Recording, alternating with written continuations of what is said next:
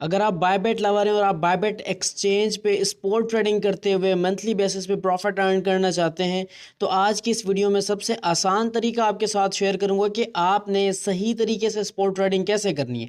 Basically आज की video beginners के लिए जो कि स्पॉट ट्रेडिंग करके हलाल प्रॉफिट अर्न करना चाहते हैं हलाल तरीके से, इसीलिए मैंने सोचा कि आपको डिटेल से गाइड करूँ कि आप किस तरह से स्पॉट ट्रेडिंग कर सकते हैं स्टेप 1 से लेकर, और जो कंप्लीट स्टेप होंगे आपके साथ शेयर करने वाला हूँ। अच्छा, नंबर 1 जो काम आपने ये करना है, अगर तो आपका बायबेट अकाउंट नहीं है तो लिंक आपको इसी वीडियो के डिस्क्रिप्शन में मिल जाएगा। आपने सबसे पहले अकाउंट क्रिएट करना है, ठीक है जी।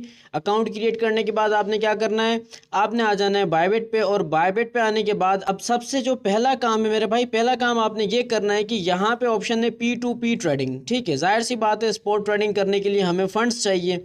या तो आप किसी एक्सचेंज से डायरेक्ट USDT भी डिपॉजिट करवा सकते हैं, लेकिन अगर आप P2P करना चाहते हैं तो भाई सेफ एंड सिक्योर यहाँ पे P2P का ऑप्शन है, आप P2P ट्रेडिंग कर सकते हैं। सिंपली आपने आ जाना है P2P में, और जैसे ही आप P2P में आएंगे देन आप यहाँ पे P2P भी भाई कर सकते हो। सबसे आसान तरीका है P2P करने का। तो हम आ चुके हैं P2P ट्रेडिंग में, और P2P ट्रेडिंग में अब आप यहाँ पे देख सकते हैं 246 रुपये का 286 रुपये का डॉलर हमें यहाँ पे मिल रहा है। और बेसिकली हम यहाँ से बाय भी कर सकते हैं, हम यहाँ पे सेल भी कर सकते हैं। सारी चीज़ें एज इट जैसे बाकी एक्सचेंज पे अवेलेबल होती हैं इसी तरह से बायबेट पे अवेलेबल है, ठीक है जी। नंबर 1 आपने अकाउंट बनाना है, नंबर 2 आपने P2P करना है। P2P करें या फिर आप डायरेक्ट किसी भी एक्सचेंज से जो है वो डॉलर्स को डायरेक्ट डिपॉजिट भी करवा सकते हैं आसानी से। अब स्टेप नंबर 1 और स्टेप नंबर 2 तो कंप्लीट हो गया। अब बेसिकली क्या करना है, स्पॉट ट्रेडिंग कैसे करनी है, सिंपली आपने आ जाना है यहाँ पे, ये ऑप्शन है ट्रेड वाला, ठीक है जी। ये ट्रेड वाला ऑप्शन है, सिंपली आपने आ जाना है इस ट्रेड वाले ऑप्शन में, और जैसे आप ट्रेड वाले ऑप्शन में आ जाओगे यहाँ पे आपको एक चीज़ मिल जाएगी स्पोर्ट, ठीक है जी। स्पोर्ट के साइड में फ्यूचर्स है, फ्यूचर्स के साइड में ऑप्शन है, ऑप्शन के बाद एक्सप्लोर है, लेकिन हम यहाँ पे स्पोर्ट ट्रेडिंग करना चाहते हैं तो भाई हम यहाँ पे हमारा जो भी फोकस होगा स्पोर्ट ट्रेडिंग पे होगा। अच्छा, अब आपने एक काम करना है, अगर आपने वीडियो को लाइक नहीं किया तो वीडियो को लाइक कर दें, चैनल पे नए हैं तो चैनल को जल्दी से सब्सक्राइब करके बेल नोटिफिकेशन को प्रेस कर दें, ठीक है। अच्छा, अब बेसिकली स्पोर्ट ट्रेडिंग करनी कैसे मैं आपको बता दूं। नंबर 1 तो हमने अकाउंट बनाना था, नंबर 2 हमने P2P कर लिया, यहाँ फिर डायरेक्ट डिपॉजिट करवा लिया। नंबर 3 जो हमारा काम है ना बेसिकली वो है एक स्ट्रॉन्ग कॉइन्स को फाइंड करना, वो कॉइन्स जिनका वॉल्यूम ज़्यादा है, वो कॉइन्स जिनका मार्केट कैप ज़्यादा है, जो कि फंडामेंटली स्ट्रॉन्ग कॉइन्स हैं। क्योंकि स्पोर्ट ट्रेडिंग में टेक्निकल एनालिसिस इतना काम नहीं करते जितना फंडामेंटल एनालिसिस करते हैं, क्योंकि हमें एक ऐसा कॉइन चाहिए जो कि फ्यूचर में हमें प्रॉफिट बना के दे। देखिए यहाँ पे ये एक कॉइन है टोन, ठीक है। बेसिकली टोन एक स्ट्रॉन्ग कॉइन है, और अगर हम इसकी रैंकिंग चेक करें कॉइन मार्केट कैप की एप्लीकेशन पे तो आप खुद भी जाके चेक कर सकते हैं कि टोन की जो रैंकिंग है मेरे ख्याल से टॉप 10 में ये आता है वर्ल्ड वाइड, क्योंकि इसका मार्केट कैप काफ़ी सॉलिड है। अब ये अच्छा कॉइन है, इसको हम बाय कर सकते हैं क्योंकि इसका जो फंडामेंटल है वो काफ़ी स्ट्रॉन्ग है।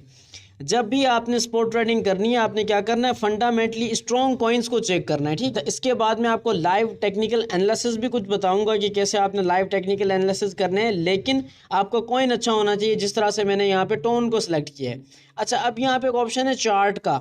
अब देखिए मैं बाय करना चाहता हूँ, मैं बाय तो करना चाहता हूँ लेकिन कुछ टेक्निकल एनालिसिस करने के बाद ही मैं बाय करूँगा। यहाँ पे सिंपली चार्ट का ऑप्शन है, हम आ जाएंगे चार्ट में, और चार्ट में आने के बाद बॉलिंजर बैंड इंडिकेटर को हम हटा देंगे, और हटाने के बाद यहाँ पे 1 डे डेली टाइम फ्रेम है मेरा, इसको मैं 4 आवर टाइम फ्रेम करूँगा। और 4 आवर टाइम फ्रेम करने के बाद थोड़ा सा मैं जो है वो प्राइस का बिहेवियर और जो मूवमेंट है वो चेक करना चाहूँगा कि मेरी एंट्री कहाँ बनती है पॉसिबली, ठीक है। पहले 1 डे टाइम फ्रेम पे आ जाते हैं। लार्जर टाइम फ्रेम पे आने के बाद लेट्स सी क्या पोजीशन है इस कॉइन की। समहाउ ये जो एरिया है, चलें इस एरिया को हम मार्क कर लेते हैं। मैं आपको बताऊं ये एरिया है, यहाँ से प्राइस के रिवर्सल होने के चांसेस हैं यहाँ से, क्योंकि यहाँ पे एक फेयर वैल्यू गैप था। फेयर वैल्यू गैप कंप्लीट होने के बाद अब यहाँ से पॉसिबली चांसेस हैं कि प्राइस ऊपर जा सकती है, लेकिन कंफर्मेशन कैसे होगी। कंफर्मेशन के लिए हम यहाँ पे फॉरवर्ड टाइम फ्रेम यूज़ करेंगे, और 4 आवर टाइम फ्रेम यूज़ करने के बाद मान लें यहाँ पे ये एक रेजिस्टेंस है, अगर प्राइस इस रेजिस्टेंस को ब्रेक करके ऊपर जाती है तो यहाँ पे मैं बाय की एंट्री ले लूँगा, और जो मेरा नेक्स्ट टारगेट होगा वो होगा 5.38 USDT, ठीक है। अच्छा, सिंपली मैं आपको समझाना चाह रहा हूँ कि जब भी आपने स्पॉट ट्रेडिंग करनी है आप स्ट्रॉन्ग सपोर्ट पे बाय कर सकते हो, आप स्ट्रॉन्ग रेजिस्टेंस पे सेल कर सकते हो। अगर आप बिल्कुल बिगनर हो तो देन आपको सपोर्ट एंड रेजिस्टेंस सीखना चाहिए, ये सबसे आसान चीज़ें हैं। बेसिकली ये इन दोनों चीज़ों की बेसिस पे आप जो है वो स्पोर्ट ट्रेडिंग कर सकते हैं। नॉर्मली स्पोर्ट ट्रेडिंग आप कर सकते हैं, आपको ख्वाम में जो है वो इतना टेंशन लेके आपको प्रेशराइज होने की ज़रूरत नहीं है कि मुझे ट्रेडिंग नहीं आती है। सिंपली आपने सपोर्ट को समझना है, सिंपली आपने स्पोर्ट रेजिस्टेंस को समझना है। इन दो चीज़ों को समझते हुए भी आप ट्रेडिंग कर सकते हो। अच्छा, दोबारा ट्रेड में आ जाते हैं। ट्रेड में आने के बाद आप बाय कैसे करना है? बाय आपने करना है मार्केट पे, ठीक है जी।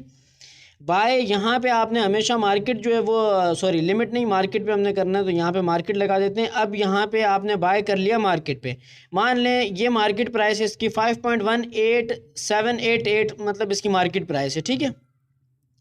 अब मैंने बाइंग तो मार्केट प्राइस पे कर लिए, लेकिन अब आपको पता है कि सेलिंग आपने कैसे करनी है। की पॉइंट जो है ना वो है स्पोर्ट ट्रेडिंग में सेलिंग, ठीक है।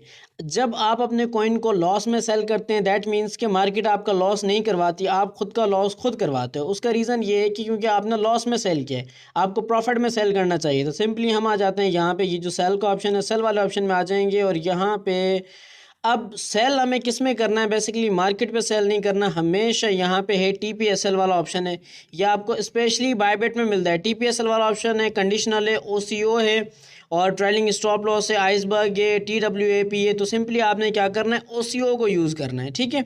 OCO को यूज़ करना है और OCO को यूज़ करते हुए ही आपने यहाँ पे जो है वो अपना ऑर्डर लगाना है। अच्छा, OCO को कैसे यूज़ करना है मैं आपको बता दूँ। यहाँ पे ट्रिगर प्राइस आएगी, यहाँ पे सिंपली मार्केट प्राइस आएगी, यहाँ पे स्टॉप लॉस आएगी और यहाँ पे मार्केट प्राइस आएगी। अब मैं आपको बता दूँ, सबसे ऊपर वाला आपने लगाना है टेक प्रॉफिट। मान लें ये जो यहाँ पे टेक प्रॉफिट है ना, यहाँ पे मैं प्राइस लगाना चाहता हूँ 5.5।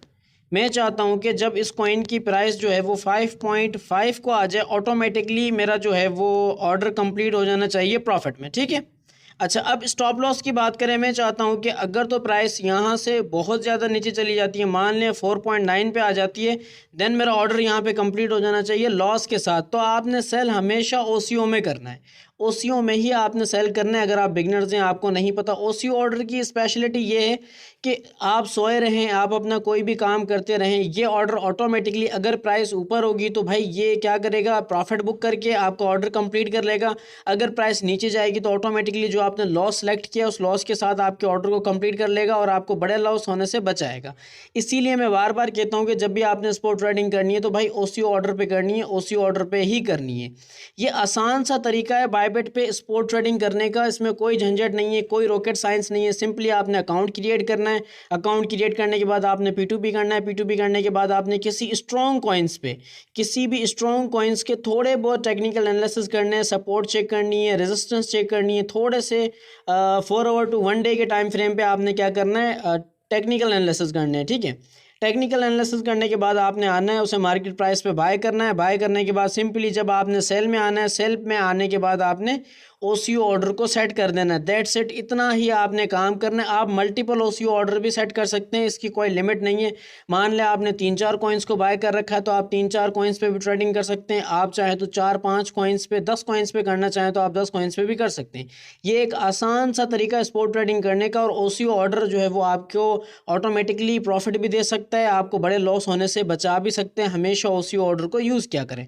होपफुली आज की वीडियो आपके लिए इन्फॉर्मेटिव रही होगी, और वाकई में वीडियो आपके लिए इन्फॉर्मेटिव रही है तो आपने वीडियो को लाइक करना है, आगे शेयर भी करना है और अपना खास ख्याल रखिएगा। नेक्स्ट वीडियो में मिलेंगे, तब तक के लिए खुदा हाफिज़।